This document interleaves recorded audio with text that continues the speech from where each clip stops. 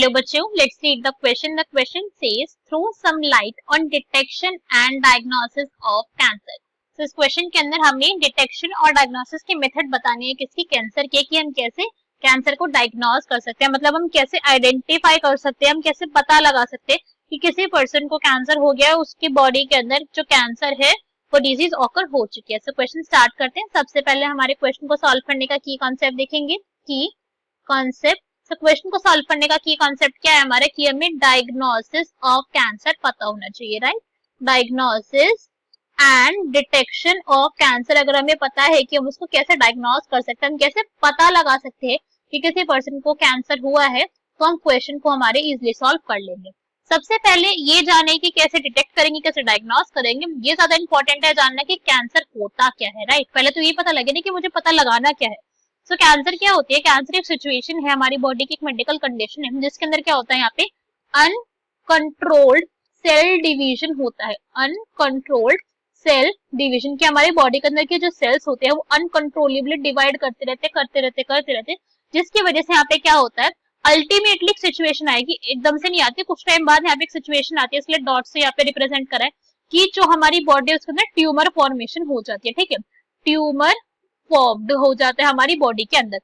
यही जो ट्यूमर है ये डिफरेंट टाइप्स का होता है, तो चाहे तो बिनाइन ट्यूमर हो सकता है कि ये अभी इनएक्टिव स्टेट के अंदर, या फिर मैलिग्नेंट ट्यूमर हो सकता है कि डिफरेंट बॉडी पार्ट्स के अंदर हमारे सर्कुलेट करेगा, किसके थ्रू, ब्लड वेसल्स के थ्रू. तो यहाँ पे लिख लेते हैं छोटा सा कि ट्यूमर के भी टू टाइप्स होंगे. एक होगा यहाँ पे बेनाइन ट्यूमर, बेनाइन जो कैसा होगा हमारा लोकलाइज्ड रहेगा, एक जगह के ऊपर ही वो कैसा रहेगा, स्टेबल रहेगा, वो पूरी बॉडी के अंदर रिवॉल्व नहीं करेगा. और अनदर टाइप क्या होता है इस ट्यूमर का, that is malignant tumour. Malignant tumour कैसा होता है कि वो हमारी बॉडी के अंदर ब्लड के थ्रू, ब्लड वेसल्स के थ्रू क्या करते हैं, पूरी की पूरी वो सर्कुलेशन शो करता है, एक जगह से दूसरी जगह वो जो है वो ट्रांसफर हो सकता है. Malignant tumour, okay. तो ये क्या होता है, ये ब्लड वेसल्स के थ्रू इसका, ब्लड के थ्रू इसका ट्रांसपोर्ट होता है. ये पॉइंट हमने यहाँ पे समझ लिया. अब अगर हम बात करें कि अगर किसी पर्सन को कैंसर हो चुका है या फिर नहीं भी हुआ है, हमें मेन बात यही पता लगाने की हुआ है कि नहीं हुआ है. तो सबसे पहले हमें क्या करना पड़ेगा, डिटेक्शन एंड डायग्नोसिस करनी पड़ेगी. तो डायग्नोसिस और डिटेक्शन करने के लिए यहाँ पे कुछ मेथड्स है जो हमने अभी तक ऑप्ट कर रहे हैं हम आज के टाइम में बायोलॉजी में, या फिर आप बोल सकते हैं मेडिकल में. So the first method is biopsy. सबसे ज्यादा कॉमन मेथड जो है अभी तक डायरेक्ट अप्रोच है, बिल्कुल बायोप्सी करके. बायोप्सी के अंदर क्या होता है, बायोप्सी एक माइनर सर्जिकल ऑपरेशन जैसा आप समझ सकते हो, होता नहीं एक्चुअली सर्जिकल, किसमें आपकी बॉडी के अंदर सेलुलर मास क्रिएट हुआ होगा, है ना, ट्यूमर बना होगा. अगर कैंसर है तो आपको ट्यूमर बना होगा. अगर नॉर्मली भी कोई गांठ बन गई या फिर नॉर्मली भी कोई सेलुलर मास बन गया और हमें पता लगाने की क्या ये जो है वो कैंसरस है फिर नॉन कैंसरस है, तो क्या करते हैं, इसके अंदर से, हमारी बॉडी के अंदर से इस सेलुलर मास का छोटा सा पीस लिया जाता है, ऐसे पिंच ऑफ करते हैं छोटा सा पीस इंजेक्शन के थ्रू बायोप्सी के कंडीशन में, और फिर इसको लेकर जाया जाता है टेस्ट के लिए. डिफरेंट टेस्ट कंडक्ट करवाए जाएंगे और फिर हमारी रिपोर्ट आती है. सो ये होता है बायोप्सी का सिंपल सा मेथड.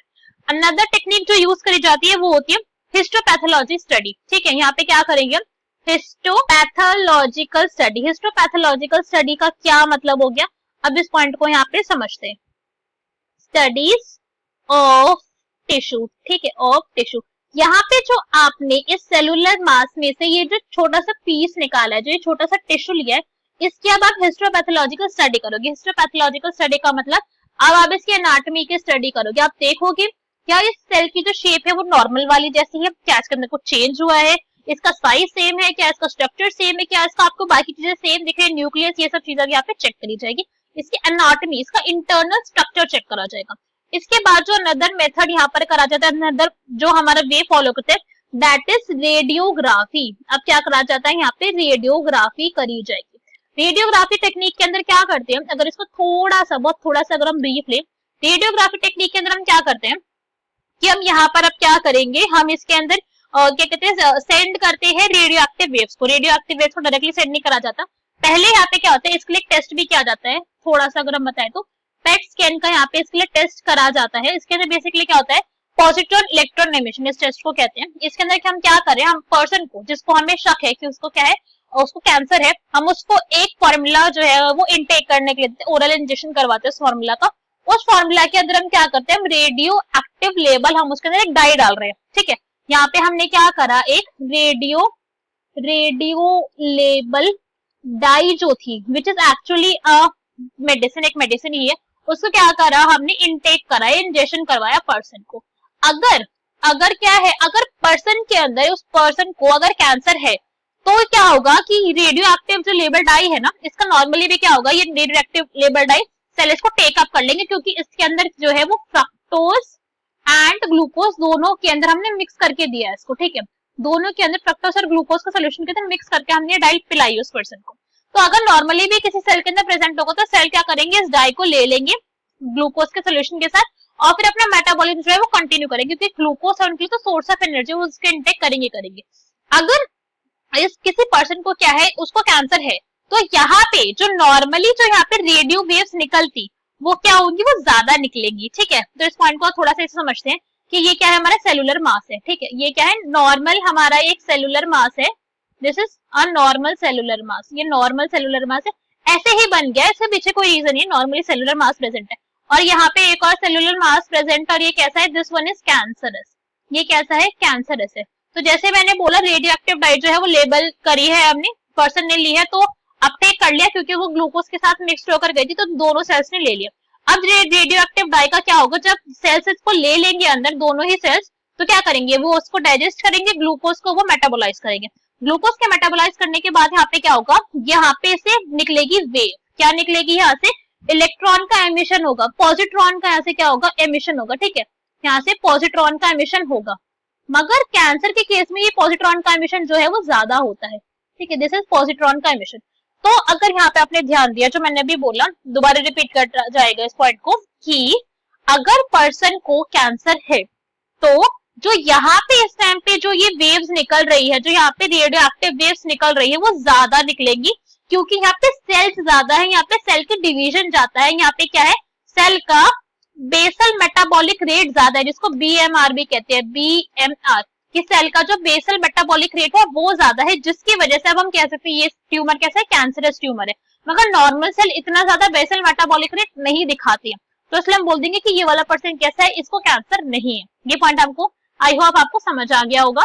बीएमआर की अगर हम फुल फॉर्म लिखे, this is basal metabolic rate. Basal metabolic rate कौन सा रेट होता है, ये वो रेट है मेटाबॉलिज्म का जो क्या हो रहा है, जो बिल्कुल मिनिमम कंडीशन के ऊपर है, कि आपने सेल को कुछ बहुत ज्यादा कोई हाई एनर्जी सोर्स नहीं दिया, नॉर्मल फास्टिंग के सिचुएशन के अंदर आपकी बॉडी थी, उस टाइम के अंदर आपका मेटाबॉलिक जो है वो मेटाबॉलिज्म चेक करा जाता है, ठीक है। अनदर टेक्निक जो हम यूज करते हैं हमारी डायग्नोसिस के लिए, अगर हम आगे बढ़े, वो होती है कंप्यूटेड टोपोग्राफी। क्या कर रहे हैं हम यहाँ पे, कंप्यूटेड टोमोग्राफी, तो अभी जो मैंने बोला कि हम यहाँ पे क्या करेंगे, जो वेव्स निकले उनको चेक करेंगे, ये करेंगे वो करेंगे, भाई वो रेडियो एक्टिव वेव्स आप अपनी आंखों से कैसे देख पाओगे, उन्हें ऐसे नहीं देख पाओगे, राइट। तो उनको कंप्यूटर के थ्रू कैच करा जाता है, पॉजिट्रॉन निकला, अब आंखों से तो देख नहीं पाओगे ना आप, तो उनको कंप्यूटर के थ्रू कैच करा जाएगा, फिर उसकी इमेज की रेजोनेंस बनाई जाएगी, फिर उसको आप देखोगे, ऐसे ये पूरी टेक्निक चलती है। आगे अगर हम देखें अनदर टेक्निक जो इसके लिए फिर हम अप्रोच करते हैं, वो क्या होती है, वो होती है मैग्नेटिक रेजोनेंस इमेजिंग, जिसको हम एमआरआई भी कहते हैं, okay. Magnetic resonance imaging, magnetic resonance imaging में क्या होगा, यहाँ पे पर्सन की जो इमेजिंग करी जाएगी, उसको चेक करा जाएगा, फिर यहाँ पे फर्दर रिजल्ट जो है वो आएंगे। लास्ट जो हम यहाँ पे मेथड ऑप्ट करते हैं वो होती है मॉलिक्यूलर बायोलॉजी टेक्निक्स, ठीक है, मॉलिक्यूलर बायोलॉजी टेक्निक्स के अंदर बेसिक से वही टेस्ट हमारे जो है यूज करे जाते हैं। जीन की स्टडी करेंगे, पर्सन का हम क्या देख सकते हैं, हम किसी पर्सन का यहाँ पे कैरियोटाइप देख सकते हैं कि इसके कैरियोटाइप के अंदर क्या कोई चेंज आया है, क्या इसके ऑन्कोजीन्स जो थे वो एक्टिव हो चुके हैं, ठीक है। टेक्निक्स, तो यहाँ पे हम क्या करेंगे, हम यहाँ पे जीन लेवल के ऊपर स्टडी करेंगे, हम देखेंगे कि क्या किसी पर्सन के ऑन्कोजीन्स एक्टिव हो गए। ऑन्कोजीन्स वो वाले जीन्स होते हैं जो हमारी बॉडी के अंदर इनएक्टिव सिचुएशन के अंदर, इनएक्टिव फॉर्म के अंदर प्रेजेंट होते हैं अगर किसी पर्सन को कैंसर नहीं, और इनको इनएक्टिव ही रहना चाहिए। अगर एक्टिव हो गए किसी म्यूटेशन की वजह से तो क्या हो जाएगा, तो कैंसर कॉज हो जाएगा, ठीक है। तो अगर हम यहाँ पे देखें तो कितनी मेथड्स है हमारे पास डायग्नोसिस और डिटेक्शन के, टोटल 6 है, और ये सारे के सारे आपस में इंटरलिंक्ड है। फर्स्ट होगी बायोप्सी, पहले बायोप्सी करो। सेकंड होगी फिर क्या, हिस्टोपैथोलॉजिकल स्टडी ऑफ टिश्यू, जो आपने यहाँ से बायोप्सी से जो टिश्यू निकाला है उस टिश्यू की स्टडी करो। थर्ड होता है यहाँ पे रेडियोग्राफी टेक्निक, यहाँ पे जिसके अंदर पेट स्कैन करा जाता है। फोर्थ होती है यहाँ पे कंप्यूटेड टोपोग्राफी। फिर हम करते हैं मैग्नेटिक रेजोनेंस इमेजिंग, ये हमने जो यहाँ पे इमेज क्रिएट करी उसको देखेंगे, उसके एनालिसिस करेंगे पूरी। नॉर्मल वाली से और फिर कैंसरस वाली से चेक करा जाएगा। और लास्ट में होती है मॉलिक्यूलर बायोलॉजी की टेक्निक्स, कि अब हम फाइनल देख रहे हैं कि यहाँ पे अगर ये हुआ है कि किसी पर्सन को कैंसर हो गया, तो यहाँ पे जीन लेवल पे चेक करा जा रहा है कि सच में हुआ है या फिर हमें कोई फॉल्स रिजल्ट मिल गया, ये सब चीजें चेक करी जाती है। So I hope you understood the explanation well. Best of luck, thank you.